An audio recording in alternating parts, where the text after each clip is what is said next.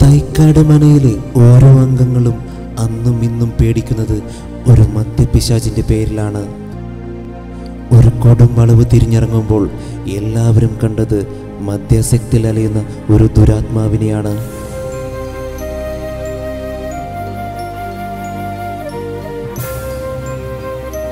മദ്യമായി വരുന്നവരെ കണ്ടാൽ ഈ ആത്മാവ് പിന്തുടരും, വിടാതെ പിന്തുടരും. എന്നാൽ ഇത് മദ്യലഹരിൽ കണ്ടതാണ് എന്ന് ഒരു വിഭാഗം, അല്ലെന്ന് മറ്റൊരു വിഭാഗം.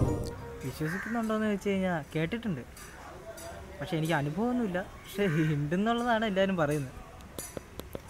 നമ്മളിപ്പോൾ നാട്ടുകാർ, നമ്മുടെ ഫ്രണ്ട്സ് പറയുന്നത് കേട്ടിട്ടാണ് ഞാൻ പറയുന്നത്. സത്യമറിയാൻ ആഗ്രഹിക്കുന്ന മനസ്സിന് മുൻപിൽ ഈ ആത്മാവ് പലപ്പോഴും വന്നിട്ടുണ്ട്, വന്നു പോകും എന്ന് ഒരു കൂട്ടർ.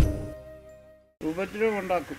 എങ്ങനെ ഉണ്ടാക്കും? അത് പിന്നെ മദ്യം കൊണ്ടുവന്ന് എല്ലാ റൂമിലും കയറി ഇറങ്ങി നോക്കും. നോക്കിയിട്ട് മദ്യമില്ലാത്ത റൂമിൽ വീട്ടിൽ ശാപം ഇട്ടിട്ട് പോകും.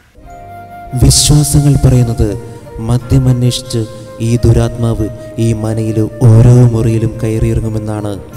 ആ വിശ്വാസത്തെ സത്യമെന്ന് തോന്നിക്കുന്ന പല അനുഭവങ്ങളും ഞങ്ങൾക്കുണ്ടായി.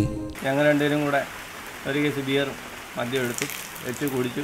പക്ഷേ ഞങ്ങൾ മൊത്തം തീർത്തില്ല, കുറച്ച് വെച്ചിരുന്നു. ഈ മദ്യപിച്ച സംഭവം ശരിയാണെന്ന് നമുക്ക് അറിയണമല്ലോ. പിറ്റേ നോക്കി നമുക്ക് സാധനം കാണുന്നില്ല.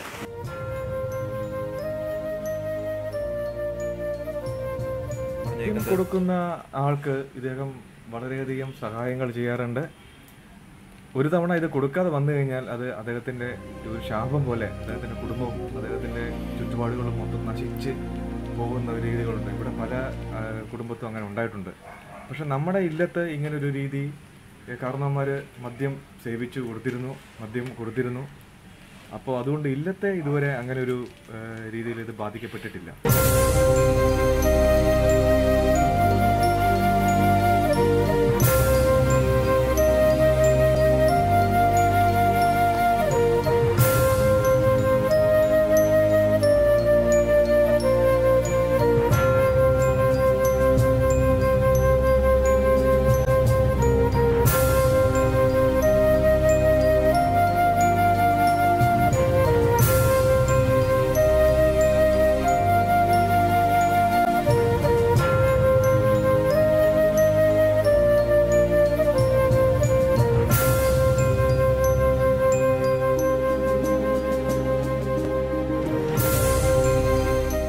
മദ്യരുചി അറിയാത്ത മനസ്സുകളോട് ഞങ്ങൾക്ക് പറയാൻ ഒന്നേയുള്ളൂ: മദ്യപിക്കുന്ന മനസ്സുകളെ ഈ ആത്മാവ് വിടാതെ പിന്തുടരും.